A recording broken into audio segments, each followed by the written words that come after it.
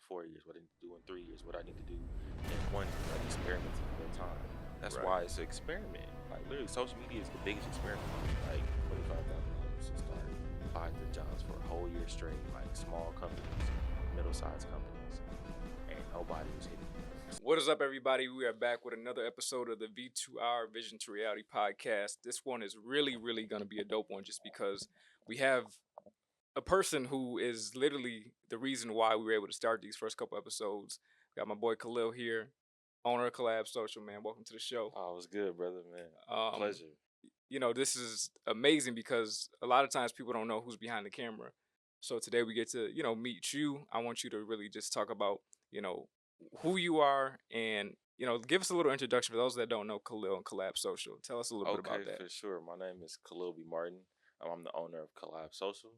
For those of you who don't know, Collab Social is a 24/7 workspace for creatives and entrepreneurs where we provide everything from like the physical resources such as the podcast studios, the lighting equipment, the sound equipment, and physical spaces. And also, we house all of it inside of a virtual community where we curate events both virtually and online, um, and in person. So, yeah, that's it.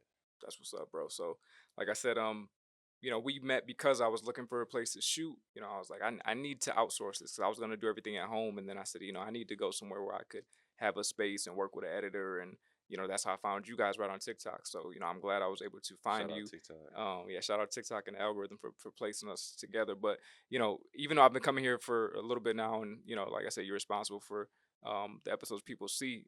Tell them about the journey and how you got started, just overall who you are. Man, to be honest, I have no idea how I'm here right now. Specifically because I went to school for mechanical engineering, where like it had nothing to do with creativity. Everything was analytical by the book numbers. But while I was in school, I was like president of different organizations. I actually started my own organization on campus, and within that, you started needing like the graphics, the flyers, like all of those things to, actually market like an organization. And so no one else was there to do it, so I started doing it, and then from there it just kept taking off. So it started for me doing graphics, to me like being like the like person for all the flyers for the parties. Then I started selling my own merchandise, so I had my own merch, and it just kept growing and growing. And then eventually, I was put into the middle of nowhere. When I moved to Houston for engineering, I was put in the middle of nowhere. I think it's like somewhere like an hour from like almost like 2 hours from like the center of Houston. And when I was out there, I was bored. I was by myself. I was waking up at 6 a.m. I was really waking up at 4 a.m. to be out there by 5 a.m. Then I would get off work at like 6 p.m. and I hated it. And so I was like, I got to do something. So I ended up like buying a camera. And then from there, bro, someone booked me to do like a shoot for their graduation. Um, and people just kept paying me to like have a camera. And so I just kept working. I got introduced to some very dope people in Houston. I ended up working with this brand called Tordrobes, and we went on tour, like went to different places. And from there, I think people just started noticing I was producing like very good work. And then it just kept expanding. And during this whole time period, I remember when I went to my first studio. Right before that, but I went to my first studio, and I was looking around and everything. I'm like, man, this is so cool. I'm looking at all the rooms, and I'm like a business nerd too. So I'm like, okay, that's 75 per hour. They got boom, boom, boom. They making like Start 300. calculating. I started calculating, and so I went out and I bought all the studio equipment. And for like 2 years, I had the idea to do collab social. I had the idea to do it, but I was scared to do it, bro. Like I didn't even put any effort towards it. And so, but I went out and bought all the studio equipment, and I would literally do like studio shoots in my apartment. Like it started in a 1 bedroom apartment, then I got a 2 bedroom apartment, and then yeah, everything changed when I went to New York. Okay. That was a lot. So, Yeah, as far as college, being a mechanical engineer, that's what you were doing when you got out of college. yeah. So I went to do with a company called Kiewit. They went like a really large scale like oil and gas construction company. They do stadiums and stuff too, but I was working on oil and gas in Houston. So when you got into this industry, were you afraid to switch? A lot of people go to college for one thing, and that's all they do. They don't ever jump fields, especially like that's a major jump. Yeah. No, to be honest, it's a whole story. But when I was in college, I actually, my junior year, I tried to switch from engineering to marketing. Mhm. And I remember going to my advisor, and they was like, man, if you want to be an engineer, you want to do this, like there's no reason to switch. Or if you want to do something else, I recommend you going to grad school, because you got a year left. Like, why would you switch now? So Right. I ended up like finishing my engineering degree, and literally the pandemic happened and when I was graduated, so I was at home and they waived all like the GREs and all that stuff like that. So literally 3 months after I graduated, in like August, I applied to get my MBA. So I was actually this whole time I was studying to get my MBA. So I was like already knowing like I'm going to switch Hmm. fields. I just didn't know what yet, but I knew that I wanted to do something like marketing or something. And then literally after they put me in the middle of nowhere, like I was like, bro, I want to move to the business development department. So I kept hitting up HR, all the head business people, and I kept trying to go to like the business side. They wasn't giving me any interviews till Hmm. I talked to like the head HR person, but they wanted me to, I was good at what I did, project management, all stuff like that. So they were trying to like fast track me to like a route of like a higher level like engineer, whatever, engineer two or whatever it was at the time. But I told them like I did not want to do That it. wasn't you. Yeah, and they tried their best. They even told me to go to like field engineering school or something, and I declined. But they was giving me the third degree. They wouldn't let me switch, and then so for a full year, I was applying to jobs like in like marketing and project management, just trying to get something. And I remember telling God like, "Yo, I want to work for a company that can tell me exactly what I need to learn." And at the time, I think I wanted to learn like Facebook ads or something like Hmm. that. And so I applied to jobs for a whole year straight, like small companies, middle-sized companies, and nobody was hitting me up. So I'm like, I'm stuck in this engineering job, right? Something happened where like a recruiter from Meta reached out to me. I ended up applying for a job, and I got like the Meta job in like a week. Wow. And I remember I walked into the office like, yeah, I'm putting my 2 weeks. And they're like, where are you going? And I'm like, oh yeah, I'm going to Meta. They're like, Facebook. And I'm like, yes. And yeah, so that's how I started my switch from like going from engineering to like other fields. And like I said, this is why I love doing these interviews because I had no clue you worked at Meta. Oh yeah, So man. what was that like? This is not even on script because yeah, I had no clue that it even happened. So what was that like? But you know what? It was cool, man. I worked remote. I worked as a program manager. Hmm. So specifically, I was a program manager in charge of new features for Instagram shop advertisement. So I Okay, said I prayed for I wanted a job to teach me how to do ads, and literally I got the job doing it. worked in the development for like new features for advertising. So I was kind of like the program manager. So just making sure that the people that were testing the new features was running smooth, and everything was aligning with like the project team who was actually like creating the new features and stuff like that. So the new feature that I specifically worked on was whenever you go to Instagram and you click shop, you see an ad for like let's say some merch, and you click shop now, and you can purchase it directly on Instagram. I was one of the program managers on that new feature. That's crazy. So did you ever actually go to like headquarters and like? Bro, I literally just talked to someone today. They filmed a podcast in here, and they work for Meta too. Mhm. And they were like, "Did you ever go to headquarters?" And I'm like, "No, I never went to headquarters. I wish I would have. I think they had one in Austin." Okay, yeah. So you literally had two dream jobs that people are dying to have. Like I know people right now looking for engineering jobs, trying to get jobs at the big fame companies, Facebook, Meta, Yeah. Netflix, all that stuff, and you left both of those. You know what? When we say it out loud, it sounds wild, Yeah. but yeah, bro. Okay. So what was the point where you're like it's time to transition out of Meta and do something different? So at the same time I was working for Meta, I was working for a project manager for a marketing company too. Okay. So I had two remote jobs. Like bro was saying, Job stacking. yeah, job stacking. So I was doing that. Um, and then I think Meta had all like the layoffs and stuff like that, and I was on a contract position, and so I had already had that one secure. So I just kept rolling with the Okay. project management because it was more secure. But when I was working there, like they taught me a lot of stuff. Like I literally would meet with like CEOs of companies, and like, they would literally tell me their marketing strategy. Like, Hmm. you know what I'm saying? So I learned a lot from there, but I was a project manager. I wasn't like doing the marketing. I was a project manager. So it's like there was something in me that was like, bro, I want to do this. I want to do this. I started, I'm filming weddings. Like a wedding is like $2,500 for like a weekend. You know Yeah. what I'm saying? Like, and so I'm doing stuff like that, and I don't know. I think I just wasn't. I was doing a lot of stuff, like working for Meta, working for engineering, but I wasn't fulfilled personally. Whereas everyone's like, "But this is a dream job." But I'm like, "Bro, Yeah. I can do more than this." Right? Like, it wasn't challenging to me. And then Yeah, bro. I went to New York. I seen all those billboards, bro, from a small town in Lawton, Oklahoma, like where this is the probably one of the biggest buildings there. I seen all the billboards, man, and I was like, bro, this is amazing. And I started looking up there, and I could see that I could do every single picture, every single video. Like I Mhm. knew how to do the video editing, I do the photos. So I was like, either one or two things. Either like I'm not applying myself enough, or I'm too scared. And somebody in New York told my girlfriend at the time, like, "Ah, bro, you're so shy." And I'm like, I'm not even doing nothing. How am I shy? And so yeah, bro, I came back to Houston with like a fire under me, and then things just started happening. Like, And what you said was important. You talked about purpose and fulfillment. yeah, And you can have the dream job, the dream whatever, but if there's no purpose there, so when you decided to transition out those roles, would you say you were at the point where it was purpose over money?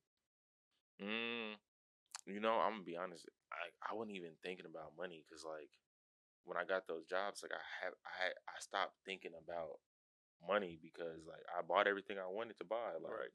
I bought all the big screen TVs and travel and stuff like that. So at the time period, I wasn't even thinking about money. I was just more so thinking about like, bro, what does Khalil really want to do? And I've seen that working the corporate job at the time period, like I'm going to make great money and I'm going to be like good financially, but there's always going to be a cap. Yeah. And if I wanted the life that I feel like I can attain or I see in my head, I'm gonna have to do something different. And so that's when I started the entrepreneur. When I kept doing the entrepreneurship route, even though I was already doing it, I didn't Right. take it serious.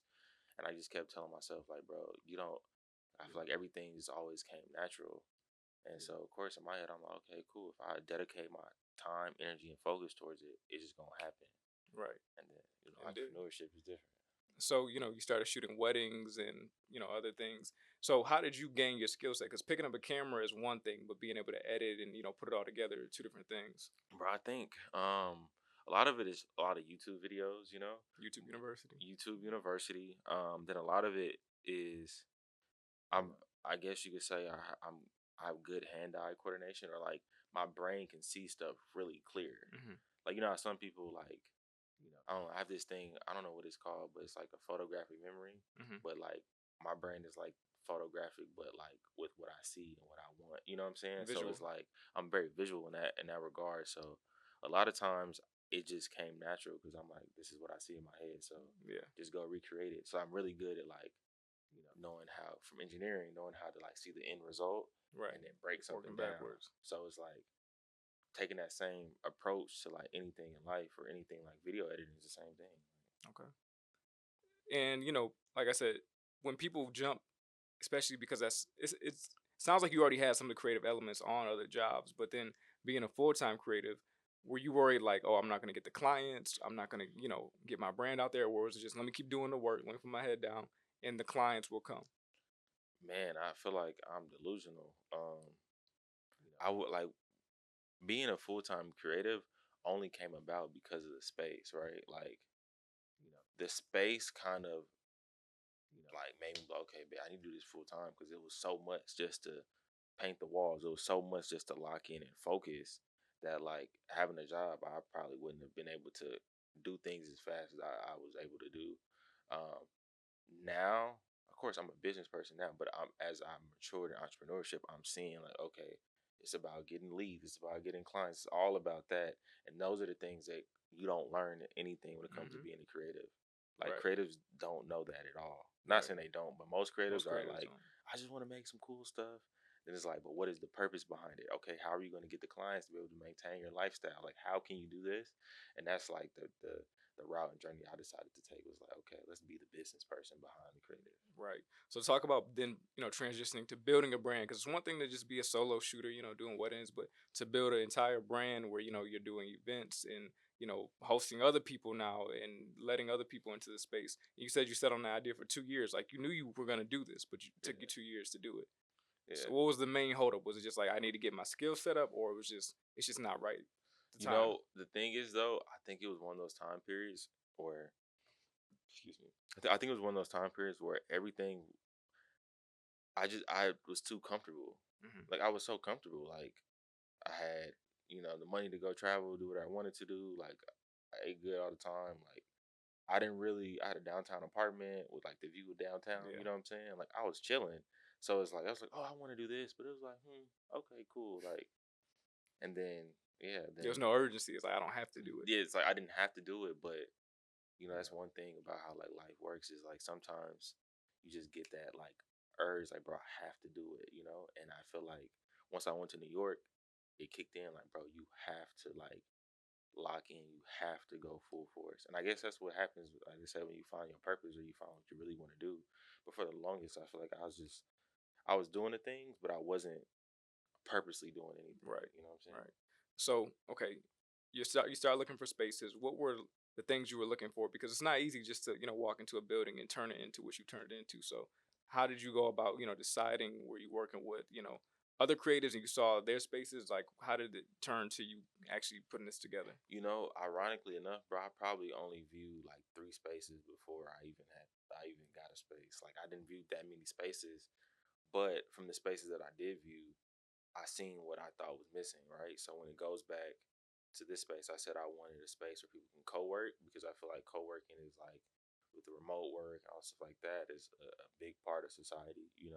I wanted a space that can host events. Like I wanted people to be able to commune for event spaces.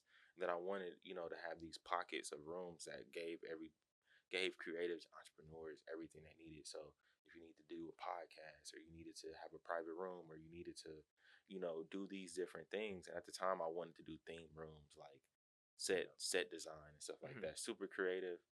Like, and as I got into the space, things changed. When I first started, I knew exactly what I wanted. Like I had my plan together, my business plan. I told the realtors like this is exactly what I wanted. And I probably viewed about like 5 or 6 spaces before I found this one. Okay. So was that scary once you actually sign that lease and you're in here and now you have to produce? Man, like, I feel like I just kept telling myself like, bro, you got 30 days, right? Because when I did my budget after I got into a business program, Hmm. after I got into the business program, they gave me a set amount of money. They gave me $25,000 to start, you Okay. know, this business.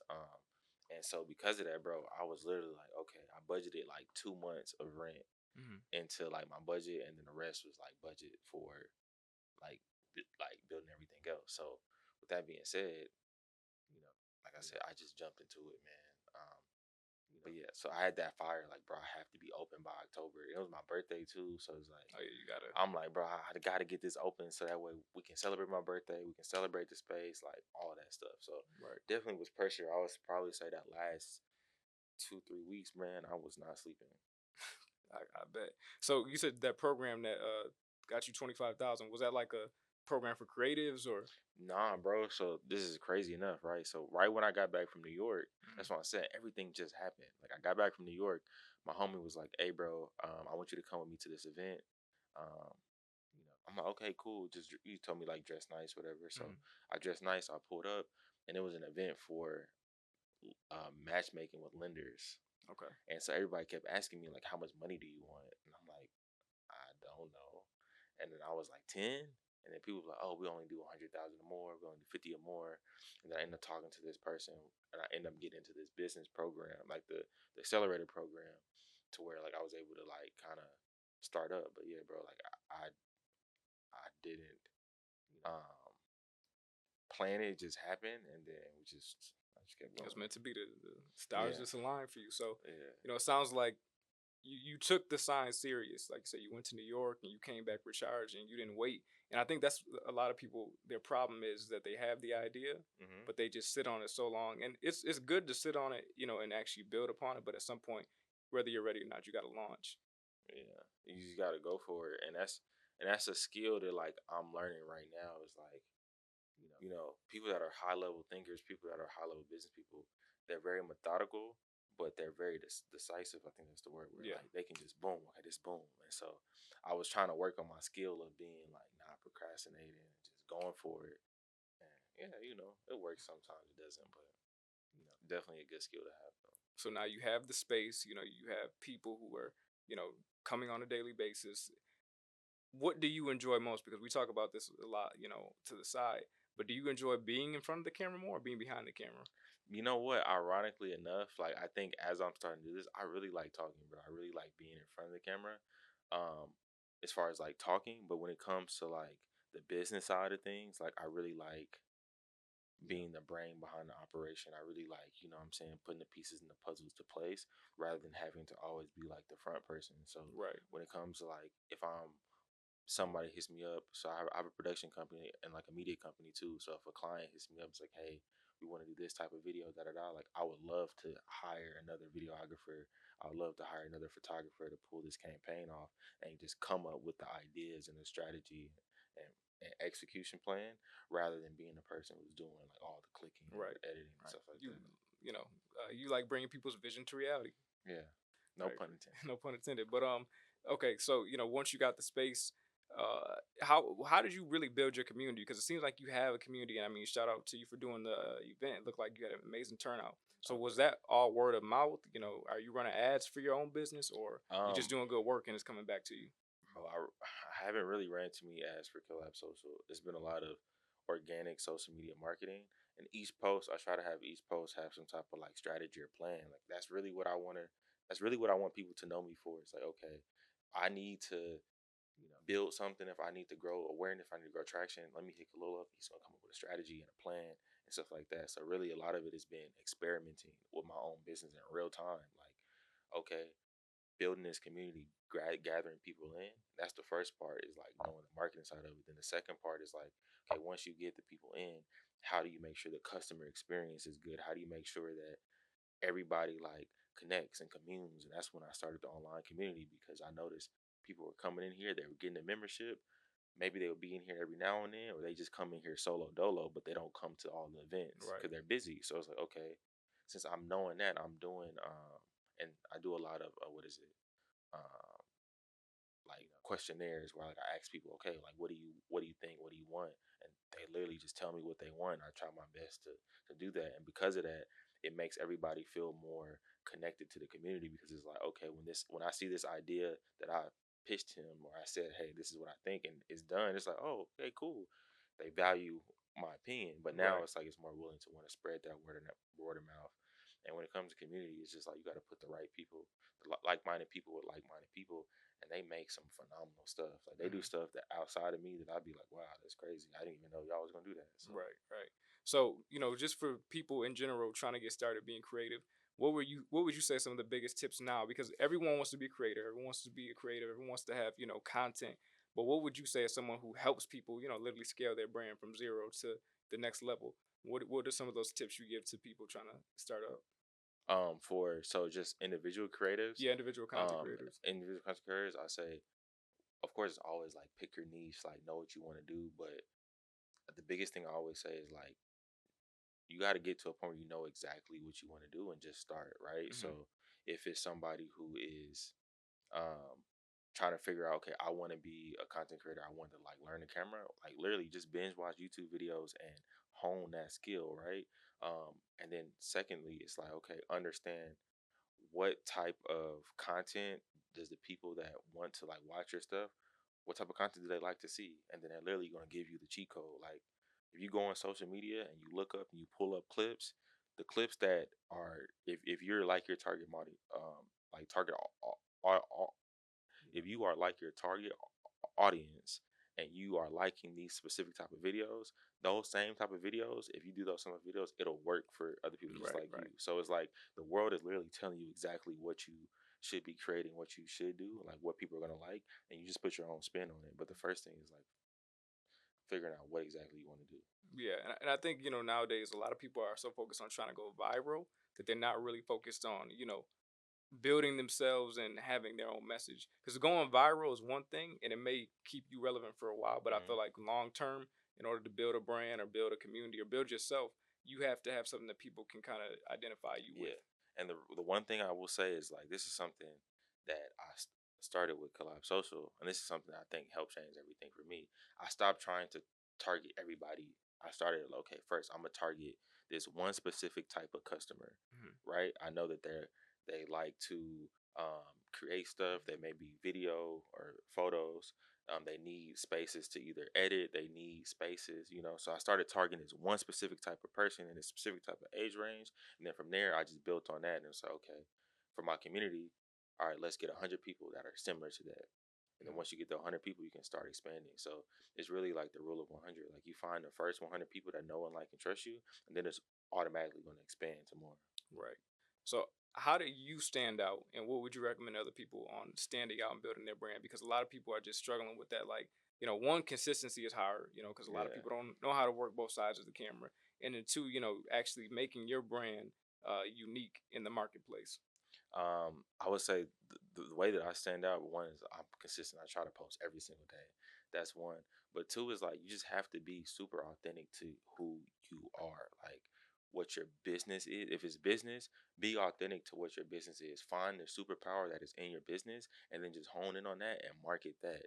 If it's your individual superpower, find what your superpower is, because I have a whole set of skills, a whole different type of speaking way that I move that like no one else does. So it's Mhm. like people are going to draw towards the things that they find unique. People are going to draw towards the things that makes them feel like you're only talking to them, right? And when you're true to your authentic message, the people that need to hear your message, they're going to hear it. It may not start out 10,000 people, but if there's 10 people every single day that's commenting and liking on your stuff, you just keep expanding and building. And then if you're doing any type of services, once you offer it, they're gonna be like, oh yeah, I rock with bro, so I want to, you know.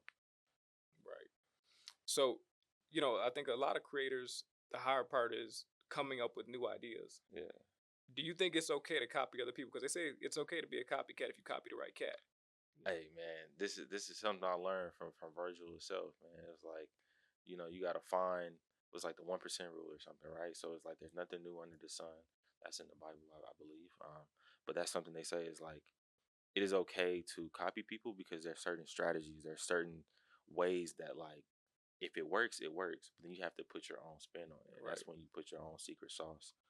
So I think it's okay to get inspired by somebody because at the end of the day, everybody is inspired by somebody else. Right. And I mean, if you have a phone, you're on YouTube.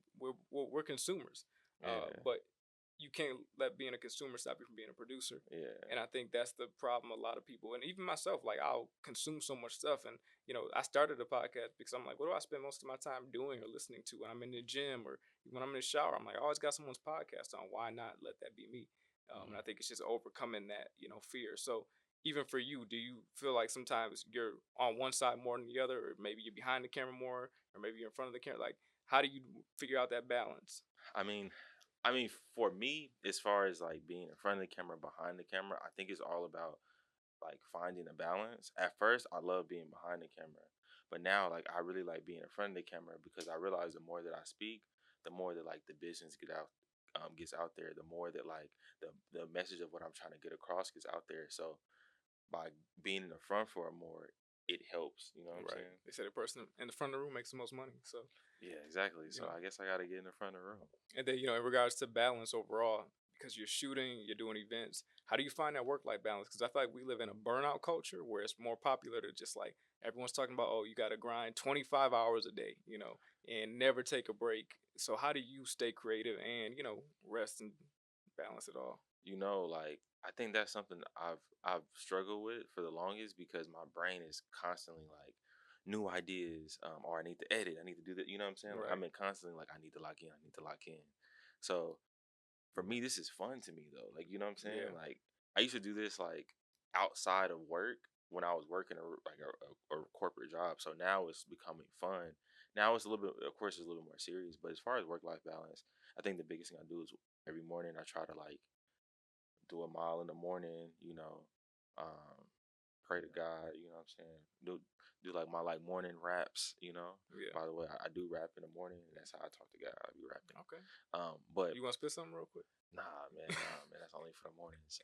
But then on the flip side of that, I do have a girlfriend, so like she honestly is the only work life balance I have technically, because like when I'm not working, I'm hanging out with Hang on her, her. and when I'm not hanging out with her, I'm probably working because Mhm. like this is what I want to do. You know what I'm saying? Right. So No, yeah, and like you said, you get everything out the way in the morning. You talk to God. I think that's important. You get your health prioritized, and then if you're doing what you love, it's like you're not working. yeah, and I know, man, and I try my best to articulate that to other people, and I'm like, it sounds so crazy because like we actually just had like a team dinner for Collab Social, right? in the middle of like the dinner, I'm asking people like, yo, like it's like what like do you want to do like for like content goals, or what are your, and my mind's like constantly in like go mode, and like it seems like, oh, like when you turn it off, but it's like, bro, this is like I get to do this for fun, like, so Right. it's hard to turn it off. Yeah. And then, like I said, I just love the concept of building a space and building out because I know a lot of creatives, they wish they had a space like this. So talk about some of the things and, even we were talking about the plants, like making the decisions of what to put in here and actually building it out in the process of that. Because that's not easy to, have a budget and stick to that and get everything you need in your Yeah, space. yeah, for sure, man. I think the biggest thing, even with just getting the space, is like you have to know so much. Like you have to really do your planning, right? When it comes to budget, you really want to, be super clear on, okay, if I have this particular budget, what am I trying to accomplish? All of that, of course, is dependent on your space, but it's like, okay, what does your city need? What specifically like for like a studio space? Okay, what are all the things you need for a studio space? If you're gonna do, a white wall, like a cyclorama wall, okay, you got to get the lights, you got to get, certain things to make sure like the space is good.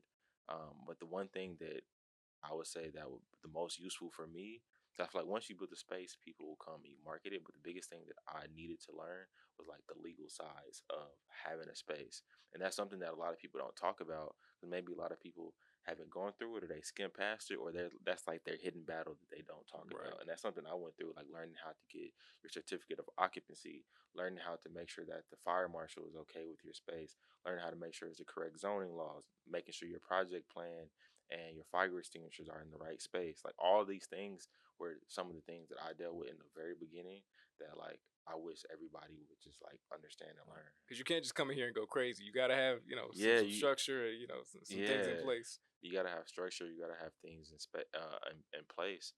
And I always say this. This is something I learned is that try to get as much money as possible when you're starting out, Mhm. and plan for the unexpected, right? Have a contingency plan. Like if it's talking about rent, try your best to have, some rent money stacked up so that way Right. you can just focus specifically on marketing. And that's why it's like even with business funding, a lot of people need to learn Yeah. about business funding. You know Yeah. what I'm saying? Yeah, that we talk about that on this show too. We try and cover all areas because I really want to help people get their blueprint because a lot of people see people like you and they see people even like myself starting a podcast and they're just like, where do I start? So for your space in particular, what would you say the main thing you have people coming through here for? I mean, I know there's a lot going on, but what's like the number one thing? The number one thing, um, a lot of people come in here for our curated events, right? Because Hmm. we're a membership based community.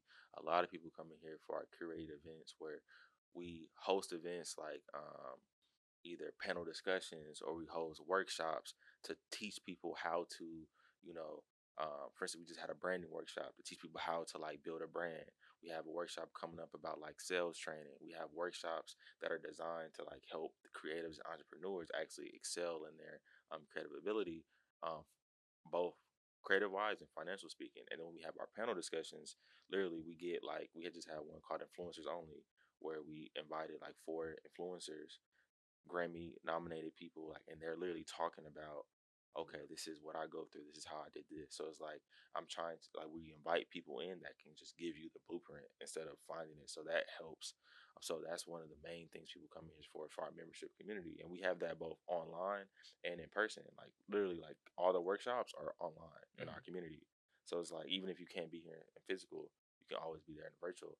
And then on the like second side of that, outside of like the bookings with like the different studios, people love coming into like record and film their podcast because we kind of make it easy where all you have to do is really show up and you Right. get your product back. Right.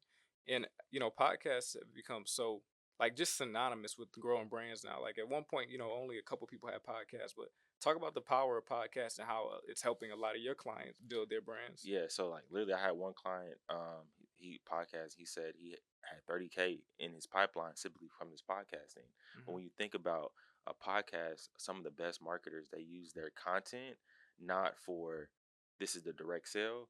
It is to just get an inclination, and it's to warm people up Right. because as they view your content, they're starting to know, like, and trust you. So when you drop a gem on your podcast and then they get a chance to listen to that and like take that in, or they're like, okay, boom, I'm gonna try that.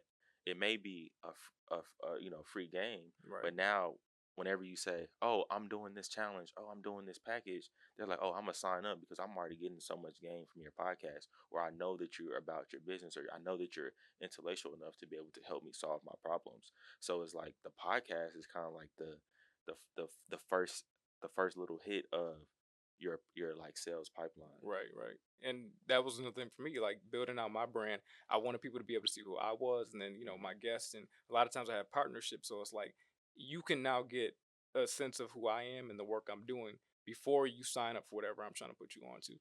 And I feel like that's important because too many people try and build their brand and then day one they're trying to push, they're trying to push that sell instead of Yeah. actually giving a little bit of value. And then like you said on Hmm. the end return, you'll get the customer because they're gonna be connected to you like Yeah, they weren't before. and the way I look at sales and like marketing a lot of times is like, if you do your upfront marketing the right way, you almost don't really have to like pitch anybody.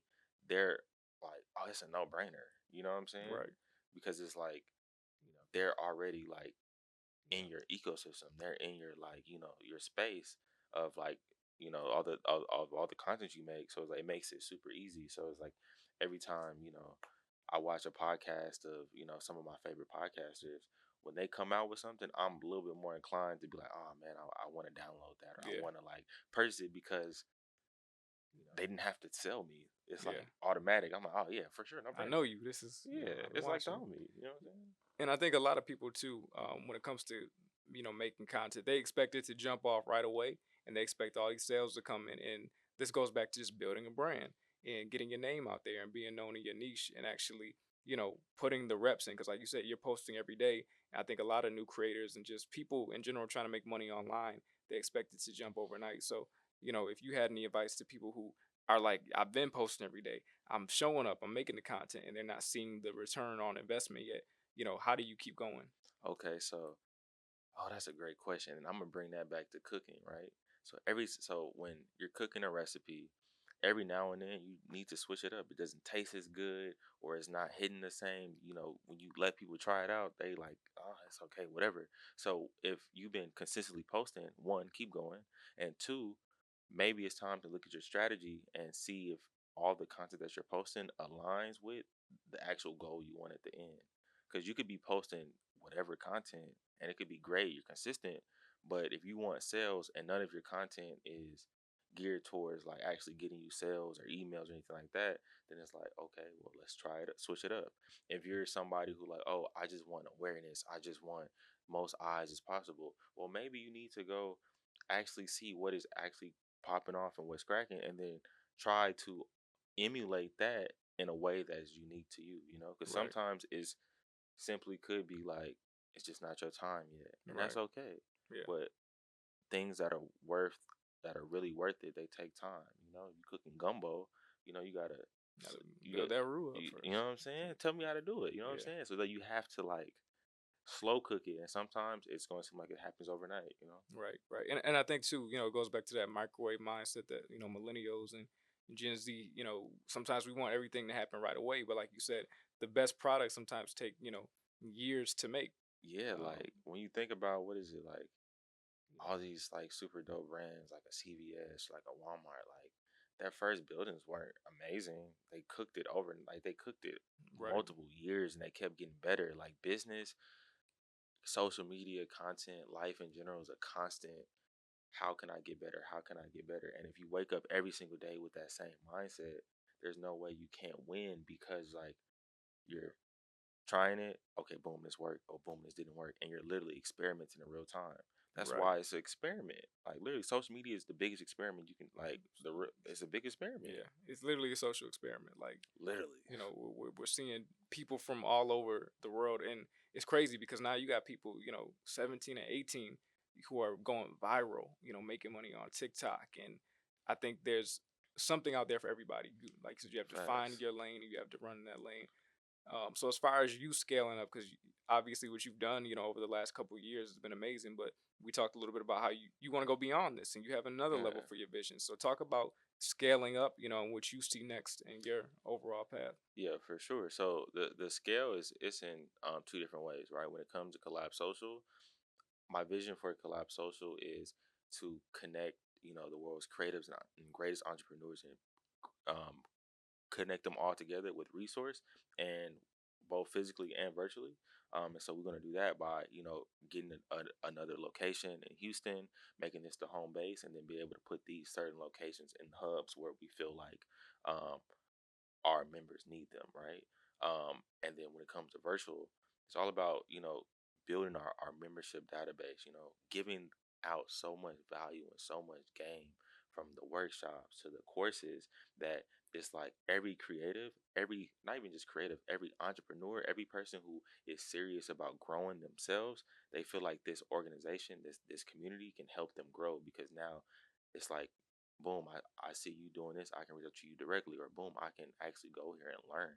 And when it comes to Collab Media, which is like the media company, that is helping um, businesses scale their brand by creating like the strategies for them, right? Coming up with campaigns and, you know, from start to finish and helping people like build their brand. That's the biggest vision and creating like a creative team that can go out and execute.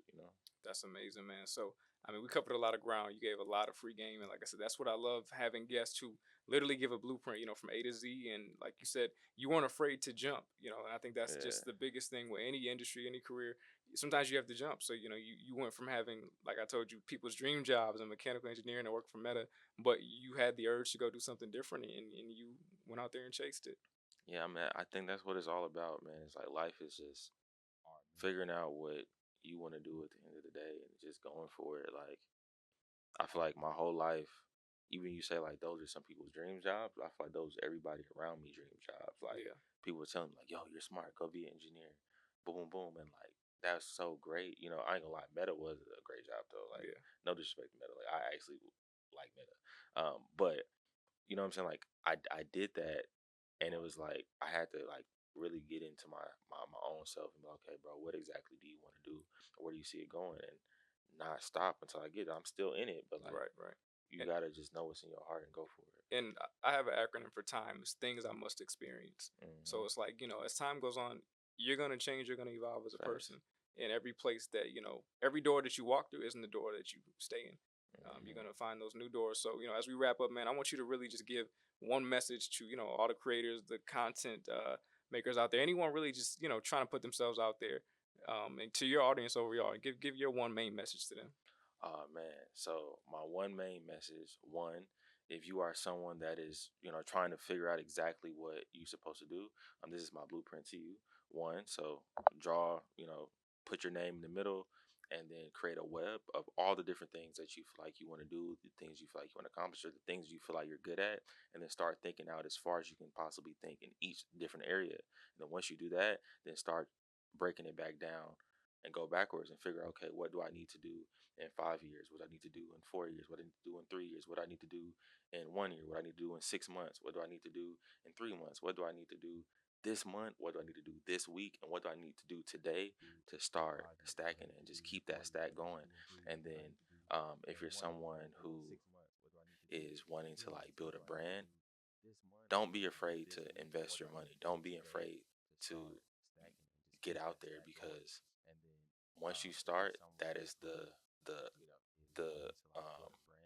how can I say it, like the domino effect of building your brand, and just really just be authentically to you, and don't ever be afraid to follow your dreams because like it's not that bad.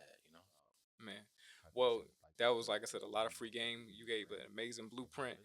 So as always, guys, keep bringing the vision to reality. You see so many examples on this show and other podcasts, and just online of people who are literally building their brands from the ground up and not being afraid to jump. And the easiest way to never fail is to not start. So I encourage everybody out there, look at his journey, look at my journey, look at everyone else around you, and figure out where you fit into the overall blueprint.